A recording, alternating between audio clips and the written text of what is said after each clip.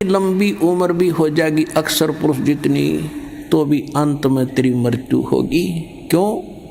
क्योंकि तुझे वो संत, वो सतगुरु नहीं मिले जो गीता अध्याय नंबर 4 के श्लोक 32 और 34 में कहा है।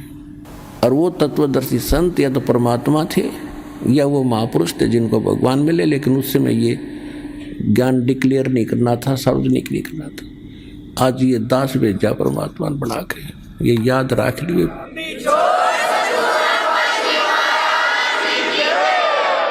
इतनी उम्र बुलंद मरेगा अंतरे। क्यों? क्योंकि सतगुरु लगे न कान, न बैठे वो संतरे। ना तो कोई सतगुरु मिला, वो संत नहीं मिले, जिस कारण से कहते सुखदेव ने 84 भुगती बना पजावे खरवो, और तेरी क्या बुनियाद पर तू पंडा पंथ पकड़वो। ऐसी साधना करके सुखदेव जैसे महर्षि ने गधा बनना पड़ा। एक बार अपनी हिस्ट्री बताते हैं सुखदेव जी। उसको दिव्य दृष्टि प्राप्त हुई और डिस्कशन चल रही थी, उसमें एकदम झटका लगा उसको सब ऋषियों के बीच में उसने अपनी आत्म कथा बताई कि एक समय मैं गधे की योनि भोग रहा था और कुम्हार ने खूब काम लिया पुजावे के ऊपर, और जब मैं अंधा हो गया मुझे छोड़ दिया। कर्म अनुसार अंग भंग होते हैं और यहाँ दोनों कर्म भोगने पड़ते हैं। जब तक परमात्मा कबीर जी की भक्ति हम नहीं करते हैं, परमात्मा कबीर जी की भक्ति इस दास से प्राप्त होने के बाद आपके पूर्व के सारे पाप कर्मों पर क्रॉस लगा देगा, खत्म कर देगा, भगवान नष्ट कर देगा। जब ही सतनाम हृदय धरो भयो पाप को नाश, हृदय से चिंगारी अग्नि की या पड़े पुराने घास। 1000 टन घास पड़ा हो अड़ंगा और उसमें एक माचिस की सीख लगा दे, सारे ने फूंक कर राख बना देगी और चलेगी तेज हवा, कहीं की कहीं जगह पड़ेगी, ग्राउंड साफ हो जाएगा। जैसे सूरज के आगे बदरा ऐसे कर्म छयारे, प्रेम की पवन करे चितवंजन जल के तेज नयारे।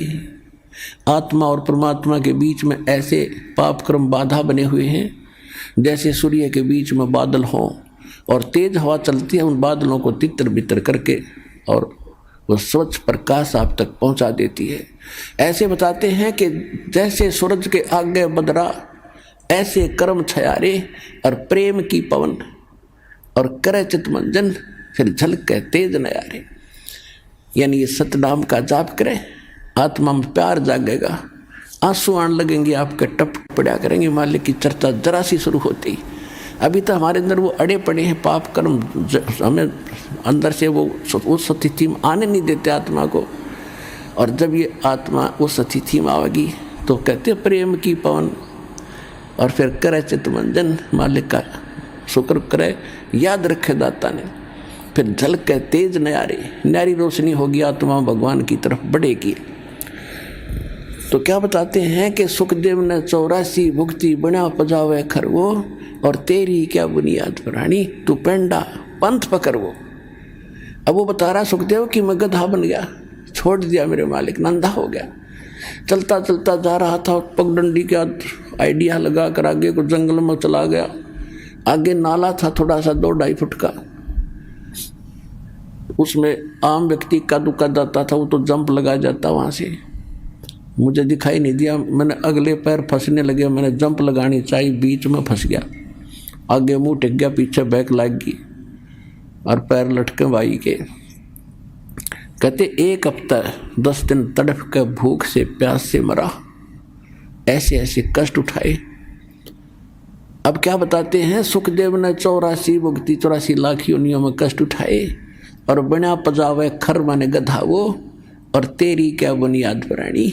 तो ये छोटे मोटे व्रत करता फिर इन पर घूम रहा है इधर उधर, इनसे कोई लाभ नहीं होगा। ये तो ऐसे महर्षियों की दुर्गति। और तो पेंडा पंथ पकड़, वो पेड़ा वो मार्ग, वो यथार्थ भक्ति मार्ग पकड़ दो। तत्वदर्शी संत बताते हैं उस ज्ञान को ग्रहण कर, उस भक्ति को कर, तब तेरा छुटकारा हो। अब परमात्मा से ज्ञान प्राप्त करके आदरणीय गरीबदास साहिब जी क्या कह रहे हैं, मन तू चल रे सुख के सागर, जो शब्द सिंधु रत्नाकर। अब सुख सागर किसे कहते हैं? शंखो लहर मेहर की उपज, कहर नहीं जा कोई, दास गरीब अचल अविनाशी, सुख का सागर सोई। शंखो लहर मेहर की उपजे, जैसे मेरे दास के साथ तो बहुत बार ऐसी घटनाएं हुई है। कभी पहले भी नाम लेने के बाद तो बहुत ज़्यादा होता है। अकेले बैठे हो, चिंतन मालिक का चल रहा हो, ऐसी स्थिति आ जाती है चाहे किसी ने हमें कितनी पीड़ा दे रखी है, कितना दुखी कर रखा है, तो उसके प्रति भी द्वेष नहीं आता। ऐसी सब अपनों सा दिखाई देता है, कोशिश करके भी नहीं होता, और वो होती है थोड़ी सी देर की। उसके बाद 100 कोशिश कर लेते हैं उस तरह से तिथि माने की, नहीं आ पाते हैं। तो वह मेहर की लहर थी, उसके जाने के बाद कहर की लहर शुरू होगी। उसने ऐसे क्यों कर दिया, उसे वो ऐसे क्यों बोला, वो करना है, वो रह गया, वो नुकसान हो गया, उसने वो ऐसे चलेंगे, वो करेंगे, ये कहर की लहर टूटी होगी शुरू। तो कहते हैं वह शंखों लहर मेहर की उपजे, वह ऐसा भाव रहेगा। और कहर नहीं जहाँ कोई दुख नहीं, कोई कष्ट नहीं। और दास गरीब अचल अविनाशी, सुख का सागर सोई। अब क्या कहते हैं? मन तू चल रहे सुख के सागर, जहाँ शब्द सिंधु रत्नागर। रत्नागार, आगार मन डिपो खान, वहाँ सुख की खान है। सतलोक यानी जिसमें कि उस चीज का अभाव नहीं। कोयले की खान है, कोयला निकाल ले जा, अंत नहीं आता। कहते वो आगार है, डिपो है सुख का, सुख सागर। रत्न आगार, आगार माने रत्न यानी सुख रूपी रत्नों का भंडार है वो। फिर क्या बताते हैं? कोटि जन्म तन भर मत हो गए, और कुछ नहीं हाथ लग्या रे। कुकर सुकर खरबा बोरे, कौआ हंस बगारे। कोटि जन्म तू राजा की न मिटी न मन की आशा, और भिक्षुक होके दर दर घूमया, ये मिला ना निर्गुण रासा।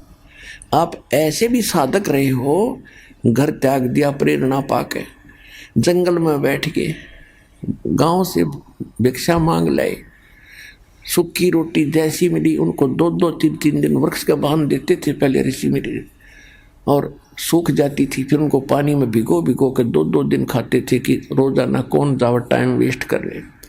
कैसे ऐसे कहते हैं, ऐसे कठिन तप साधना भी तूने की जिसके कारण आप इंद्र की पदवी भी प्राप्त कर ली, स्वर्ग का राजा बने, पृथ्वी के राजा बन गए। आप ब्रह्मा विष्णु महेश की भी पदवी प्राप्त आपने कर ली, लेकिन आपका यो जन्म मरण नहीं मिटा, यो कष्ट नहीं मिटा इस सत्य साधना के ना मिलने से। कहते इंद्र कुबेर ईश की पदवी, और ब्रह्मा वरुण धर्मराया और विष्णुनाथ के लोक को जाकर तो फिर भी वापस आया। अब देखो, हम तो एक छोटे से क्षेत्र के कोई चेयरमैन बन जा, सरपंच बन जाता है, बस उस समय काख पीटे बिना ज्ञान के, और चेयरमैन बन जाता कहना है कि एमएलए एमपी बन जा, पता नहीं क्या बन गया। तो इस प्रकार परमात्मा कहते हैं, तो पूरे स्वर्ग के राजा इंद्र, वो तो स्वर्ग में तो वैसे जीव आम आदमी जाना चाहता रहा कि वहाँ तो गुण है सुख से, एक सिंपल मैन को भी। तो उसकी तुलना में वहाँ के इंद्र को, वहाँ के राजा को, सुरपति देवताओं के राजा को कितना सुख होगा, उसकी थोड़ी सी झलक बताते हैं कि आप यहाँ कितनी कितनी कठिन साधना करके फिर भी भटक रहे हो, कुछ भी हाथ नहीं लगा। क्या बताते हैं कि आगे गए ना वापस आए, और रहते भी सब जा, और बिन साहिब की बंदगी कहीं ठोर ठिकाना ना। अब जैसे मनुष्य जीवन में है हम, या मृत्यु होगी, कर्मानुसार हम हो सकता है स्वर्ग में भी चले जाएं, कुछ पुण्य हो गए तो पुण्य में भी, वहाँ स्वर्ग में मृत्यु होगी, चलो पुण्य खत्म हुए, नरक में। अब नरक का समय भी निर्धारित होता है, वो पूरा होता है, चलो गधा बनो, गधे का भी निर्धारित है, मरो फिर चलो कुत्ता बनो, और फिर कभी मनुष्य बनो तो मनुष्य बनो, और फिर मरो फिर चलो, या चलो चलो मिटेगी। अब इस दास से दीक्षा लेकर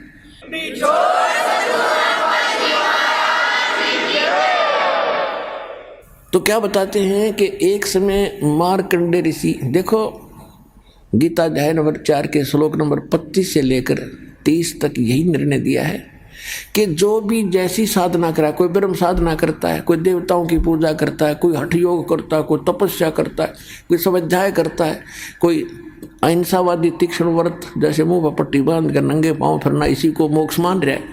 ये सभी अपनी अपनी साधनाओं को पाप नाशक मानते हैं। पाप नाशक मीन मोक्षदायक, पाप नाश होंगे तभी तो मोक्ष मिलेगा। इसी प्रकार मार्कंडेय ऋषि उसी कैटेगरी का था।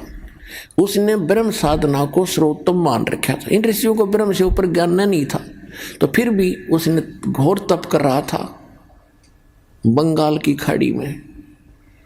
अब जो स्वर्ग का राजा बनता है वो बहुत ज़्यादा या तो कोई पुण्य धर्म कर रखे हो, यज्ञ 100 यज्ञ करनी पड़ती हैं उसको, 100 मन देसी घी उसमें एक बार में लगाना होता है। उसकी कुछ टर्म कंडीशन होती हैं कि 100 यज्ञ करे तब तक वो कोई कंडीशन नहीं फेल होनी चाहिए। यदि उसकी कोई भी वह कंडीशन भंग होगी तो वो फिर नए सिरे से करनी पड़ती है। ऐसी उसमें बहुत भयंकर मर्यादाएं हैं। और दूसरी प्रकार से इंद्र बनता है तप करके, और उस तप के दौरान यदि उसका तप भंग हो जाता है, खंड हो जाता है, तो फिर नए सिरे से उसको करना पड़ता है। और जो इंद्र की पदवी पर इंद्र बैठा है, स्वर्ग का राजा, उसको एक इंस्ट्रक्शन और होती है कि यदि तेरे शासन काल में यदि कोई अन्य प्राणी ने पृथ्वी पर इंद्र की पदवी प्राप्त करने योग्य तप कर ले, या राजनीति है वहां तक चलती है, तो तुझे पद से हटा के बीच में हटा देंगे और उसको वो पद दिया जाएगा। ये तेरी जिम्मेवारी है कि उसको तप नहीं होने देना। ये उसकी मजबूरी बन गई। तो इंद्र राज तो करे है, इसके साथ यह टेंशन साथ रहती है कि कोई ऐसा तप ना कर ले जिससे मेरी इंद्र की पदवी भंग हो जाए। जैसे विश्वामित्र लगा था तप करने, उसके पास स्वर्ग से एक उर्वशी भेज दी और पहले उससे शादी करवा ली। एक लड़की होगी, 6 महीने बाद घेर के लड़की ने भागी, तक मेरा काम पूरा हुआ ऋषि जी, संभाल तेरी बेटी ने। तो ये सब इंद्र का जाल है, इस काल का जाल। इस इंद्र ने ये सब कर रखे है, इसको सतर्क रहना पड़ता है। इसने सब जगह अपने गुप्तचर छोड़ रखे होते हैं। तो गुप्तचर ने आके बताया कि एक मार्कंडे नाम के ऋषि बैठे बंगाल की खाड़ी में, बहुत समय से तपस्या कर। इंद्र ने सोचा बड़ा तगड़ा संत है, उर्वशी भेज दी, उसको कुछ सिद्धियां दे दी, ऋषि के आसपास ऐसा वातावरण बना दिया खूब नॉर्मल सा, बसंत जैसा, और ऐसी मीठी मीठी सारंग अपने आप आवाजें आने लगी जैसे साज बजते हैं, यानी उसको प्रेरित करने के लिए। और स्वयं सामने थोड़ी सी दूरी पर डांस करने लगी। ऋषि की आधी आंखें खुली थी, आधी बंद थी। वो खूब डांस वगैरह करके थक ली, तो उसने देखा कि ऋषि टस से मस नहीं हो रहा और देख भी रहा है। लास्ट में वो डी वस्त्र होगी, कति नगन खड़ी होगी कपड़े उतार के। तब ऋषि ने कहा कि हे बहन, हे बेटी, हे माई, आप ये क्या कर रहे हो, यहाँ कैसे आए हो? तो शर्मिंदा होकर उसने सब वस्त्र पहन लिए। फिर आके कहने लगी कि हे ऋषि जी, मेरे इस रूप को देखकर इस बनखंड में जितने भी और तपस्वी थे वो मुझे मालूम है उनकी क्या दशा होगी, लेकिन आप पता नहीं आपकी समाधि कहाँ थी और आपको ये प्रभाव नहीं हुआ।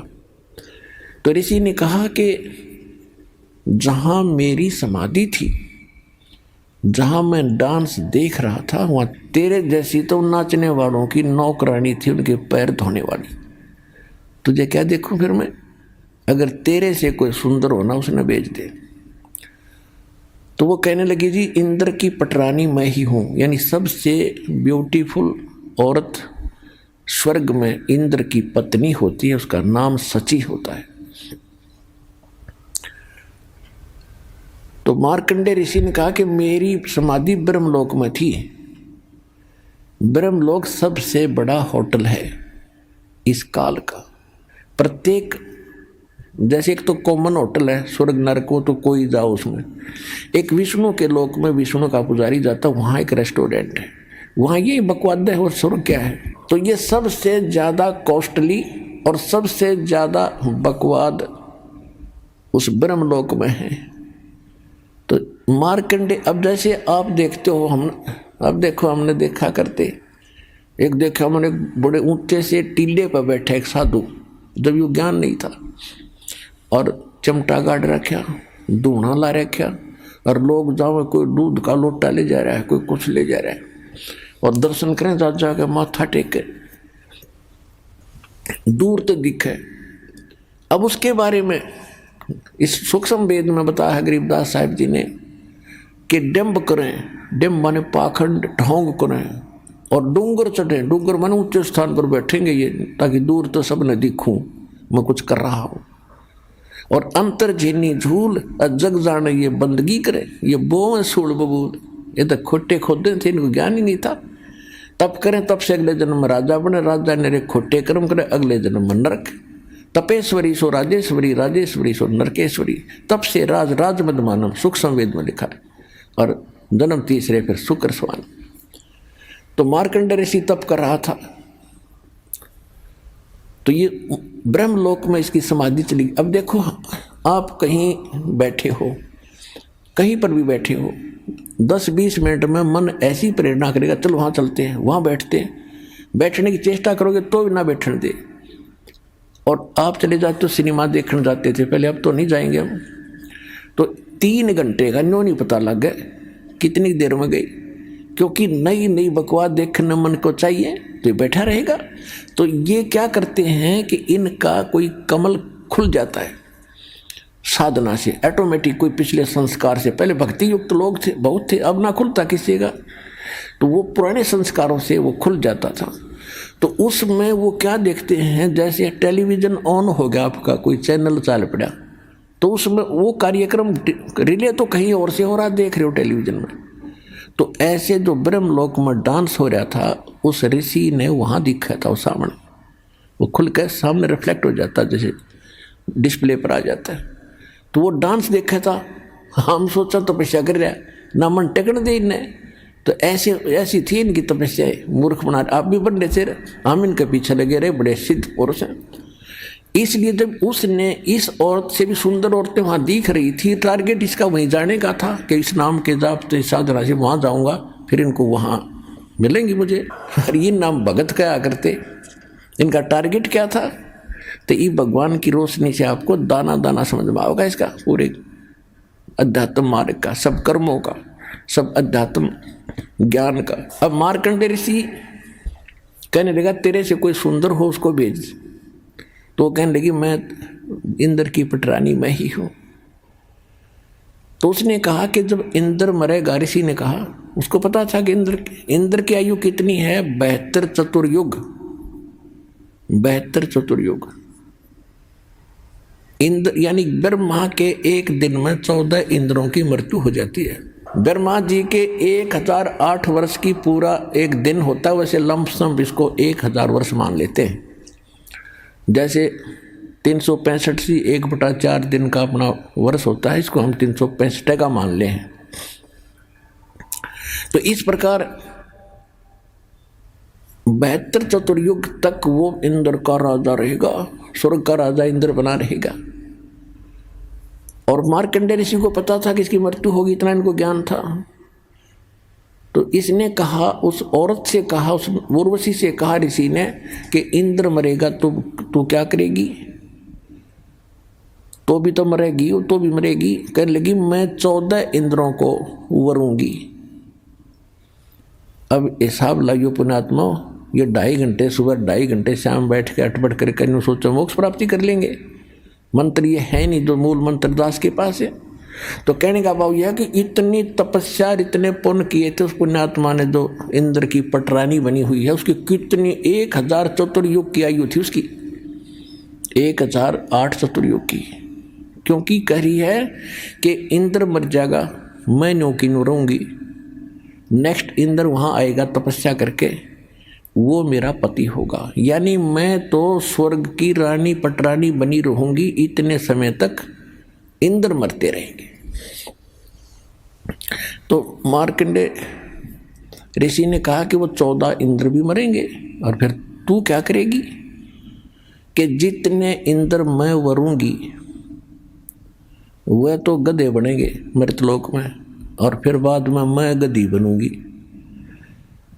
तो मार्कंडेय ऋषि बोला फिर मुझे वहाँ क्यों ले जा रही थी कि मैं अपनी इज्जत रखने के लिए, यदि मैं हार कर जाऊंगी तो मैंने दुआगन करेंगे, मुझे दंड देंगे, मजाक करेंगे, मेरी बेइज्जती करेंगे, तू हार का आएगी।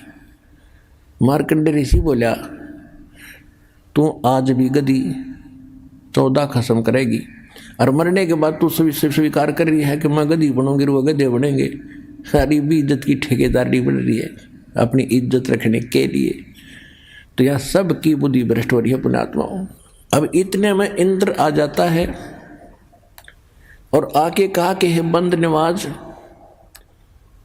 आप जीते हम हारे, इंद्र की गद्दी प्राप्त करो।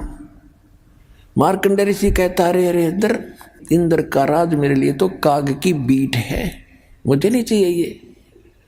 आजा तुझे इंद्र ऐसी विधि बताता हूं कि आप ब्रह्मलोक में चले जाओगे, वह हजारों युगों तक और मौज करोगे, बहुत लंबा समय है। अब इंद्र क्या कहता है कि महाराज जी फिर देखेंगे, तो मौज करने दे। पुण्यात्माओं सबकी बुद्धि पर पत्थर पड़ गए। अब आप किसी व्यक्ति मित्र को जिसने समय पर टूक मिलते हो, अच्छी पोस्ट हो, थोड़ा बहुत धन हो, सामने गुट्टी लगा ले, तो उसको जाकर आप यूँ कहो कि भाई चलो भक्ति कर लो, ऐसे हो जाएगा वैसे हो जाएगा, और फिर ज्ञान तो आपको पता ही है कि गधे बनेंगे कुत्ते बनोगे। तो कहता फिर देखेंगे तो मौज करने दे। फिर के देखा गधा बने पास तो कुम्हार देखेगा, कर्म मारेगा, लठ तेरा 2.5 मन का बोरा धरेगा। देखना अब देख मूर्ख, ज्ञान सुन समझ और छोड़ बुराई ले, नाम भक्ति कर भगवान की। अब देखना है, फिर क्या देखेगा। तो ये इंद्र का बीमारी, वो राज ना छूटे, गुटी ना छूटे, वो ठाठ ना छूटे, वो जी फिर देखेंगे। अब कुछ दिनों के बाद इंद्र फिर आया। मार्कंडेय ऋषि एक चींटियों के कीड़नाल को देख रहा था। चींटियां कोई दूर जा रही थी, कोई दूर जा रही थी, वहां बैठा था काफी समय से। इंद्र का फिर टेंशन होगी, ये कौन ऋषि बैठा है, फिर तपस्या पर बैठ गया। तो उसने तुरंत आकर देखा ये तो मार्कंडेय ऋषि है। मार्कंडेय ऋषि से पूछा महाराज क्या देख रहे हो चींटियों में। मार्कंडेय ऋषि बोला कि मैं ये देख रहा हूं कि इन चींटियों में कितनी चींटियां कितने बार इंद्र की पदवी प्राप्त कर चुकी हैं। कि चींटियां और इंद्र की पदवी, हाँ जी। तो क्या देखा आपने कि इस इतने लाखों की संख्या में एक चींटी ऐसी है जो केवल एक बार इंद्र की पदवी पर रही है। क्योंकि सबके पिछले संस्कार कोड वर्डों में इनके अंदर लिखे हुए हैं, सबके अंतःकरण में जमा है। और ये डिस्प्ले जिसका चालू है अंदर का, ये सबके अंदर है मनुष्य में। तो सब उसका जिसका चालू हो गया कनेक्शन ठीक है, तुरंत बाहर देख लेगा उसका जो क्या हो रहा है क्या नहीं, प्रत्येक प्राणी का। ऐसे ऋषि लोग पहले ये बताते रहे कोई भविष्य और भूत की कथा, लेकिन इसे कोई जटपट का कोई फायदा नहीं। हो तो हो लिया और होगा तो होएगा, इसमें वो चेंज नहीं कर सकते थे। चेंज तो ईब होंगे इस परमात्मा कबीर जी की रजा से। अब छुटकारा भी होगा।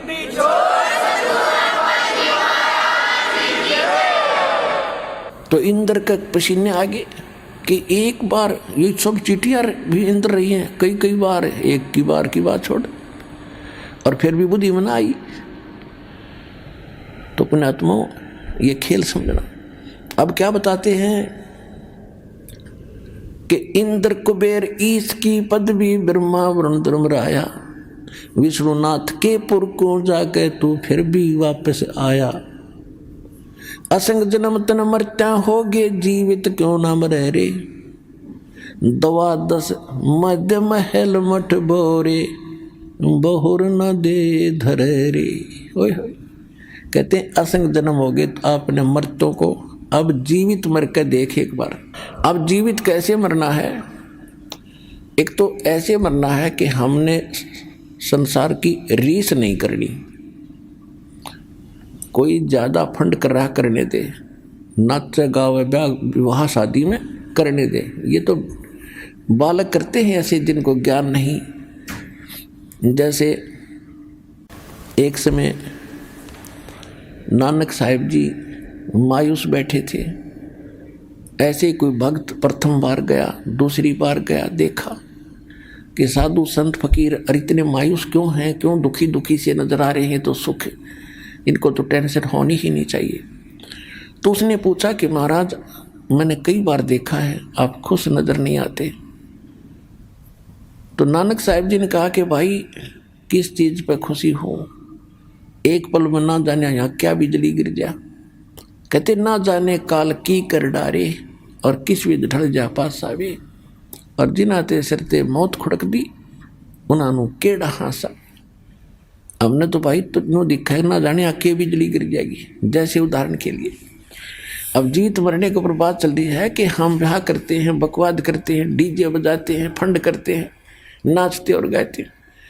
एक लड़का ऐसे ही पहले दिन तो खूब नाचे गाए, अगले दिन बारात जा रही थी, दुल्हे वाली गाड़ी टकरा गई, एक्सीडेंट हो गया। दुल्हे समेत रिलेटिव जो खास बैठे आ रहे हैं दुल्हे के साथ में, कोई भाई का बेटे, कोई बहन का बेटे हो, या कोई पति यानी कोई और विशेष, 8 के 8 मर गए इंक्लूडिंग वो दुल्हा। पहले दिन तो नाच रहे थे, कूद रहे थे, और फिर बाल पाड़ रहे, वो परिवार टक्कर मार रहे, हाहाकार मच गया। अब बजा लो डीजे। तो यहाँ संत बताते हैं अगर भक्त बनना है तो भक्तों की तरह चलना होगा, बकवाद नहीं चलेगी, ना भक्ति बनेगी, भगवान रुष्ट रहेगा आपसे। कहते ना जाने काल की गिरडारे किस विध ढल जा पास आवे, और जिनाते सिरते मौत खुड़क दी उन्होंने केड़ा हास आवे। तो इन ब्याह शादी में बकवाद नहीं करनी जब भगत बनना चाहते हो तो। और सिंपल ब्याह करना, कति सिंपल। वचन से बेटा बेटी पराई होती है। जैसे ब्रह्मा विष्णु महेश का विवाह किया था दुर्गा ने, देवी पुराण में पढ़ के देखियो। दुर्गा थी, 3 लड़कियां थी, 3 पुत्र थे। बड़ी का नाम सावित्री, ब्रह्मा से ब्याह दी, विवाह कर दिया, जा बेटा अपना घर बसा। दूसरी का नाम लक्ष्मी था, विष्णु जी से ब्याह दी कि तेरी पत्नी तू इसका पति जाओ, विवाह अपना घर बसाओ। ऐसे पार्वती शंकर का ब्याह दी फर्स्ट टाइम, और जा बेटा घर बसा, हो गया ब्याह। ना को बाती था, ना बराती था, ना डीजे बाजा, ना को हलवाई कढ़ाई चढ़ाई। तो भाई ब्याह करना ढंग से करो, कुछ रीस हुआ भी कर लो, ये बाद में शिव जी की बरात का डर फंड करें, ना शिव जी ना कुछ और, या अब भी फंड करेंगे। तो इस तरह की जो बकवादे हैं ये बिना ज्ञान के हम करते रहे, ये त्यागनी पड़ेगी। तो इस प्रकार हमने अपने इन सभी परंपराओं को कम करके और सिंपल वे से विवाह करेंगे, तो इससे हमारा 80% वजन टेंशन घटेगी। हम बेटी को दुश्मन मान बैठे इन परंपराओं के को बढ़ा के। हम ऐसे अबोध बालक हैं, जैसे जेठ की धूप में जून के महीने में बच्चा घर से निकल जाता है नंगे पैरों, छोटा सा बालक है, ठुमक ठुमक करके, और बाहर जाता है तो रेत में पैर जलते हैं, रोता है, फिर बैठ जाता है, पड़ जाता है, पड़ के फिर चूतड़ भी जले, पहले तो पैर जले थे, ये फिर और दूना रो रहा है। तो हम आज ऐसे बालक हैं, गलती करते हैं, एक और कर लेते हैं, वो दूना दुख हो रहे।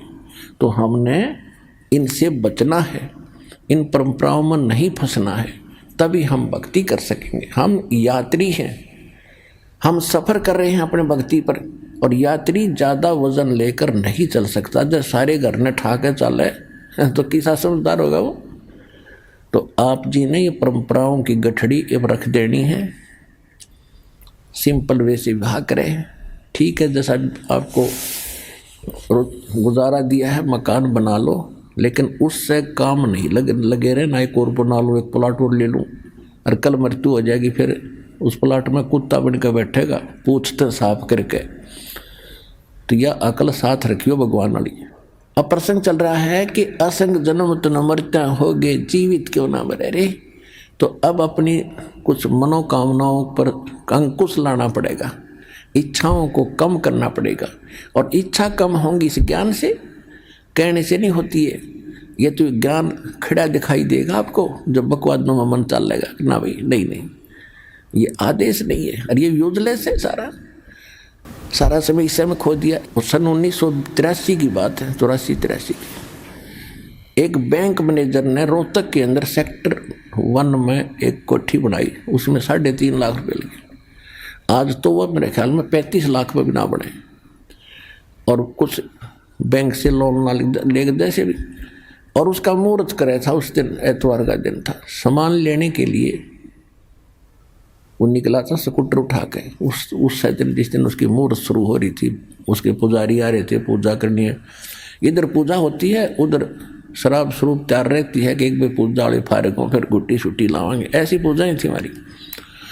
स्कूटर उठा करके कोई सामान लेने गया था पूजा का या कोई अन्य आवश्यक वस्तु। आगे जाके टू व्हीलर स्कूटर टकरा गया, पड़ते कनपटी लगी फुटपाथ पे, वहीं पैर पसार गया भाई।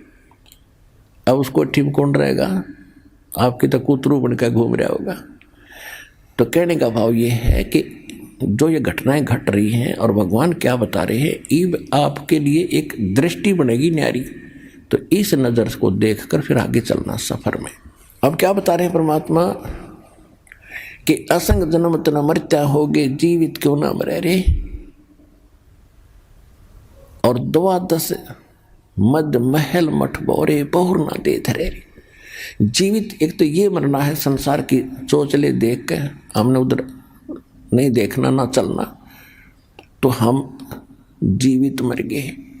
जो भगवान दे रहा है, परमात्मा ने यहाँ तक कह रखा है कि लुक्की सुक्की खा के ठंडा पानी पी और देख पर आई चौपड़ी, मत ललचावे जी। जय तू चावे चौपड़ी तो बहुत करेगा पाप है। भगवान ने जो तुझे दे दिया है उसको संतोष के साथ ग्रहण कर। यदि इसे हटकर कुछ करेगा तो पाप पकड़ के प्राप्त कर सकता है। और ये पाप हमारे दुश्मन है, हम क्यों करेंगे। और फिर क्या कहते हैं कि जीवित मरना दूसरी टाइप ये है, जैसे आप सत्संग में नहीं आते हो, किस लिए नहीं आते हो? क्योंकि काम खराब हो जाएगा, कोई जरूरी कार्य है और वो उसमें दिक्कत आ जाएगी। अपने आत्मा एक व्यक्ति रात्रि में नाइट सर्विस पर जा रहा था और उसने जल्दी थी कि वापस आऊँगा, और वापस आकर ये काम मेरे अधूरे हैं, इनको पूरे करूँगा। इसलिए रात को भी अपने उसमें काम में ही यूज लिया कि वो काम कराऊँ, फिर ये ज़रूरी काम दिन में करूँगा। और रास्ते में नाइट सर्विस एक्सीडेंट होगी, वो वहीं मर गया। वो रह गए धीरे धीरे आवश्यक काम जिसके लिए रात तो नहीं पड़ा था। अब आप जब वहाँ से चलते हो तो ये खुरापात काल पैदा करता है, कई प्रकार के करता है। परमात्मा ने हमें सतर्क रखा है कि मात पिता सुत स्त्री, आलस बंधु कान और संत मिलन को जब चले ये अटकावा आने। इनका अटकाया अटके नहीं, डटे नहीं, और आता है वो आवागमन नशा। मात पिता सुत स्त्री, छोटे बच्चों के लिए जिन माता पिता को ज्ञान नहीं है वो बाधक बनते हैं। कहाँ जाता है? तीसरे दिन भाग जाता है। तू पढ़ता नहीं है, तो नौकरी नहीं करता है, नाश होएगा, है तो बर्बाद हो जाएगा। और जिनके माता पिता को ज्ञान है वो बच्चे बाप बन जाए। फिर कहाँ जाओगे? बूढ़े हो रहे हो कि तो गिर जाओगे, चोट लग जाएगी, क्या रखा है? वो तो नास्तिक है, वो सब उठपट बताता है। अब माता पिता को ज्ञान हो गया और बच्चों के वश हो गया, किराए उन पर मांग करना, फिर भी जैसे तैसे वो आता है, उनका अटका अटके नहीं। अब किसी की स्त्री बाधक बनती है, ज़्यादातर बहनें बाधक बनती थी, पहले ज्ञान नहीं था। अब तुम्हारी बहनें बल्कि आगे आ रही हैं, ज्ञान से पता होता है। तो वो उनको डर रहता था, यूँ कहीं जाता है ज्ञान की बातें सुनता, कहीं छोड़ के भाग ना जा, बाबा ना बढ़ जा और तू उजड़ जा। इसलिए वो स्त्री बहुत बाधा करती थी। अब बहनों को ज्ञान है, ये आगे को आती हैं, तो पति को ज्ञान नहीं है तो वो बाधक बन जाता है। क्या नहीं जागी वहाँ पर, क्या रखा है वहाँ पर, तीसरे दिन भाग जाती है, ये है। या फिर आलस फिर देखाएंगे, इबका नहीं चलती सत्संग, अगले हम चल लेंगे। एक बार हमने सत्संग रखा था, स्टार्ट किए थे, दूसरा ही सत्संग था, खुले सत्संग शुरू किए जब 5-5 दिन के, 7-7 दिन के। एक कोई कर्मचारी था भगत, तो उसने अर्जी लगाई कि छुट्टी मिल जाए भगवान, सत्संग में जाऊंगा। छुट्टी मिल गई, छुट्टी मिल गई तो मैं सोचा कल चलूंगा। छुट्टी मेरी सत्संग के लिए है, मैं सोचा कल देखेंगे, आज तो थोड़ा रेस्ट कर लूँ। अगले दिन फिर बोला, दूसरे दिन कि श्याम सिंह ने देखेंगे। श्याम सिंह एक रिश्तेदार आ गया, बहन का पति, और उसने लेनी थी भैंस। वो बोला चल मेरा भैंस दिला के ला। अब उसने ना नहीं कर सकता, तो पहले तो गांव में दिखाई, कोई पसंद नहीं आई, फिर दूसरे गांव में, फिर तीसरे गांव, यानी 7वें दिन बिना भैंस लिए दोनों वापस आ गए। इतना सत्संग पूरा हो लिया। तो जब उसने यो ज्ञान सुना, जब ने बोला जी आलस मार गया मैंने, कहते आलस कर लिया, तो फिर देखूंगा, तड़को देखूंगा, परसों देखूंगा। तो और शाम ने भी नीत नहीं थी, कल देखूंगा, ये सोच रहा था। जब लेट से हो गया, इतना मुँह आ गया। और 7 दिन धक्के खाता फिरा, कि तो गोबर में पड़ा, कि तो कहीं किसी का सोया, कभी रोटी मिली ना मिली, पैदल चले। वो 7 दिन मेरे बिरान माटी में गए, 6 दिन। अरे कान पकड़ दिया, सीधा आया करूँगा, ले छुट्टी मिलते बा क्या करूँगा।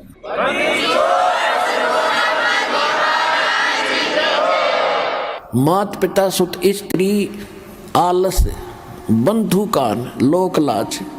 लोक लाज क्या है भाई? कहाँ जाते हो? सतलोक आश्रम बरवाला, जिला हिसार, हरियाणा में। अरे वहाँ कहाँ जाते हो? तो ऐसे छुड़वाता है, श्राद्ध भी छुड़वाता है, सारी पूजाएं छुड़वाता है, नास्तिक बनाता है। तो जो 2-4 टोक देते हैं, तो जो कमज़ोर संस्कार का आदमी फिर चुप हो जाता, भाई ठीक है, नहीं जाते। सारे कहने लगे, यानी लोक लाज में आकर उसने भक्ति मार्ग छोड़ दिया। तो ये भी कमजोरी बताई है। ये लोग कहते हैं, इसके बारे में परमात्मा बताते हैं कि कुल करनी के कारण, यानी लोक लाज के कारण अनसा गया बिगो, यानी इसने बैठा बैठा लिया, भक्ति छोड़ दी। और जब यो कुल के कर लेगा, जब तो 4 पाया का हो, गधा बन के घूमेगा, यो कुल तरह के ढाल लड़ा देगा। इसलिए परमात्मा कहते हैं, मात पिता सुत स्त्री आलस बंधु कान, और संत मिल को जब चले ये अटकावे आने। इनका अटकाया अटके नहीं, डटे नहीं डटे। और संत मिलन को जा कह कबीर सो संत है आवागमन नशा। अब जैसे, और दूसरा ये जीवित मरना है कि आप ये सोच लो, जब सत्संग का समय निकट आवे, फाइनल फैसला कर ले। जब भी महीने में, 2 महीने में, जब भी आप उचित समझते हो ना, उस दिन टाल नहीं करे। और ये सोच ले कि आज मान लीजिए मैं इस बहाने से, इस कारण से नहीं जा पा रहा हूँ कि वहाँ जाने से कहीं ये हानि ना हो जा। और क्या पता 1 मिनट में क्या बिजली गिर जाए, मृत्यु हो जाए तेरी, फिर परमानेंट टिकट कट गई, फिर और से काम तो फिर भी रह गया। इवनो सोच ले, हे भगवान मेरी मृत्यु होगी, और जीवित मर कर सत्संग की तरफ चल पड़े। और 3 दिन 4 दिन 5 दिन जैसा समय 2 दिन आपका हो यहाँ लग गया। इब 3-4 दिन में कुछ काम खराब हो भी गा तो फिर जाके संभाल लेंगे। अब जब परमानेंट टिकट कट जाएगी, जब क्या कर लेगा, तो फिर भी होना ही होना है। और परमात्मा के चरणों में आने के बाद बच्चों काम बिगड़ा नहीं करते, ये तो दूने बढ़ा करें। यहाँ बहुत भक्त ऐसे प्रमाण देते आकर के कि मैं चलना चाहता था, खूब कोशिश कर रहा था, पैसे नहीं थे, और अचानक एक ऐसा स्थान पर जहाँ कदे पैसे सपने में भी नहीं रखे, उसको वैसे उठा कर देखा, डायरी में 500 का नोट मिला। तो काम यो बिगड़न देगा आपके, जब काम बनाने वाला मिल गया आपको।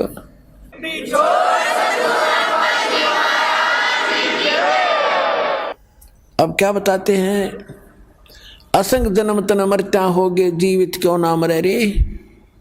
ये जीवित मरना है। और 12 दरमद मैल मठ बोरे बहुर ना दे धरे रे।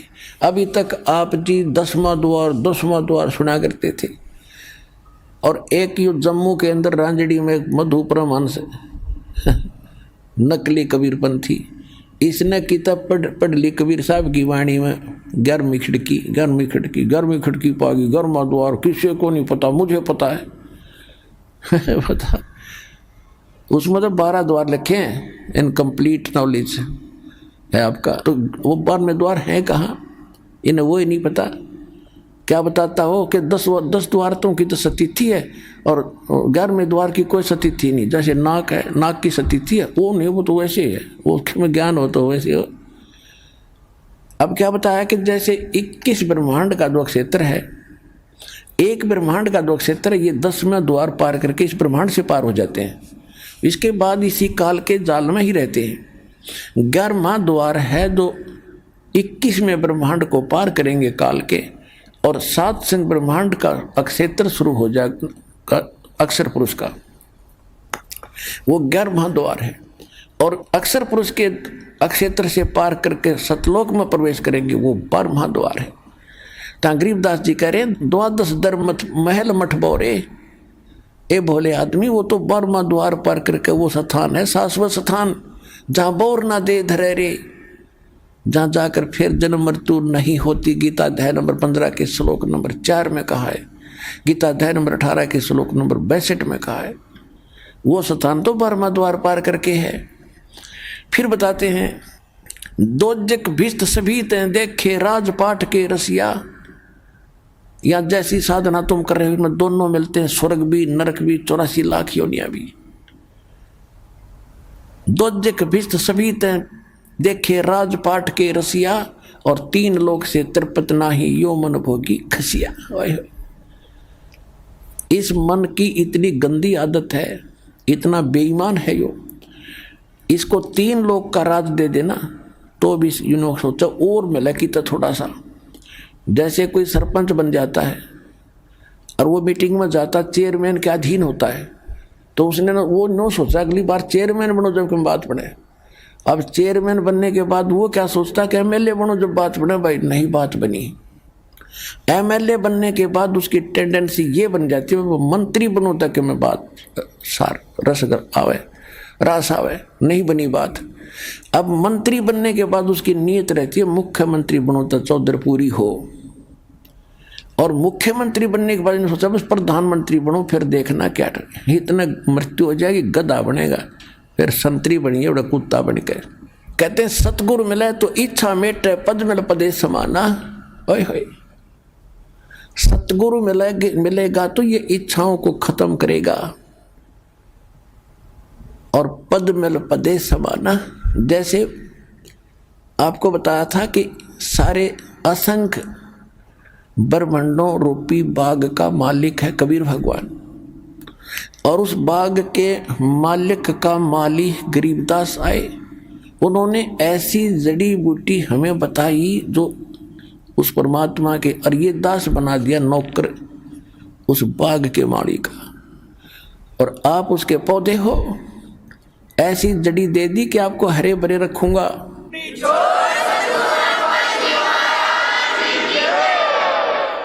आप हरे भरे रहोगे तो मुद्दास की नौकरी ठीक बनी रहेगी।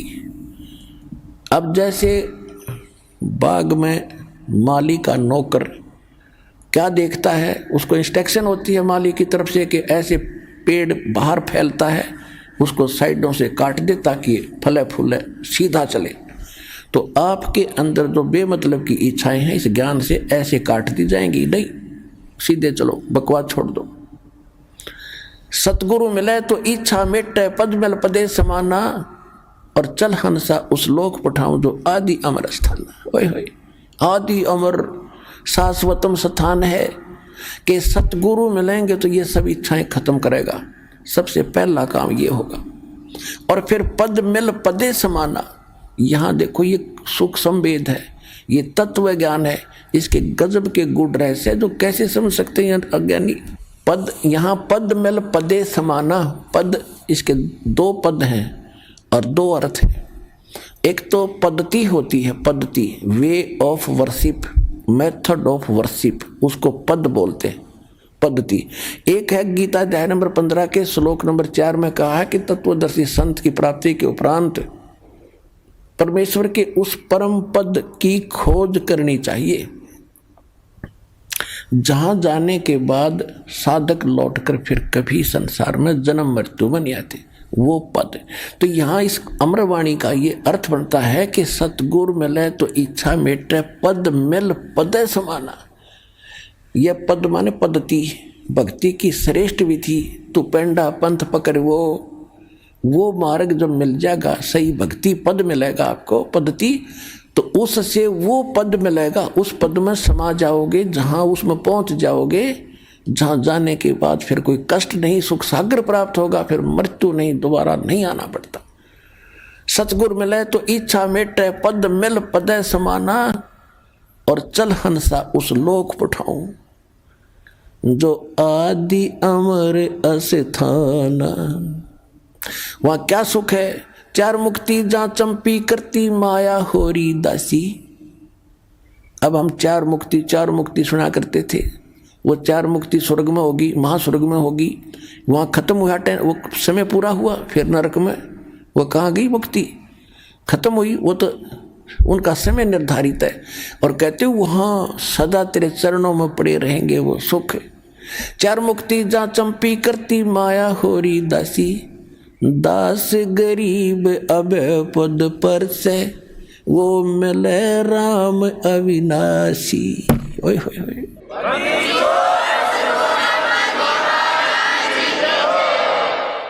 कौन सा अविनाशी राम? गीता अध्याय नंबर 15 के श्लोक नंबर 16 और 17 में 3 राम हैं, 3 पुरुष हैं, 3 प्रभु हैं, 3 स्वामी हैं।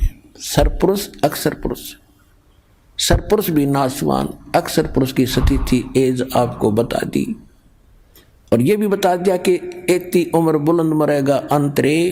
क्यों? क्योंकि सतगुरु मिले ना, लगे न कान वो संतरे। ओए होए, एती उम्र बुलंद मरेगा अंतरे, सतगुरु लगे न कान न भेंटे वो संतरे।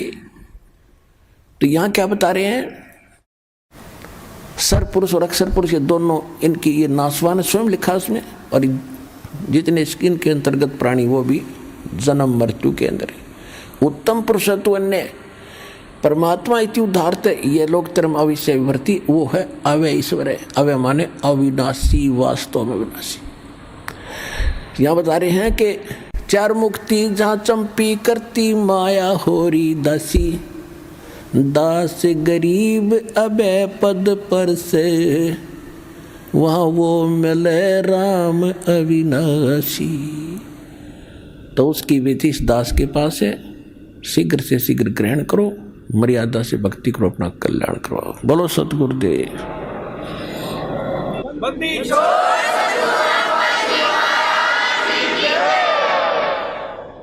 परम पिता परमात्मा पूर्ण ब्रह्म, सारी सृष्टि के रचनहार कबीर देव, कबीर परमेश्वर जी की असीम रजा से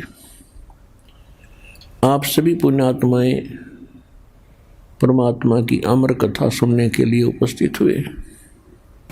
जिन प्राणियों के ऊपर परमेश्वर की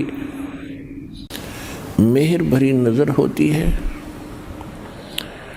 उन्हीं को ये प्रेरणा मिलती है, उन्हीं के अंदर एक तड़प उठती है परमात्मा पाने की, अच्छे कर्म करने की, और उन्हीं को वो ठीक ठिकाना सतगुरु और यथार्थ सत्स्थान मिलता है, जहाँ पर वो वस्तु उपलब्ध होती है। जो भी पुण्यात्मा पुण्यकर्मी प्राणी परमेश्वर कबीर जी की शरण में इस दास के माध्यम से आ रहे हैं, बहुत ही पुण्यकर्मी प्राणी हैं, क्योंकि डॉक्टर को ज्ञान होता है कि ये यहाँ आ गया है तो इसका ट्रीटमेंट ठीक होगा, इसका जीवन बच जाएगा। क्योंकि कुछ ऐसे हॉस्पिटल होते हैं, उन्हीं में उन विशेष डिसीज की ट्रीटमेंट क्योर होता है।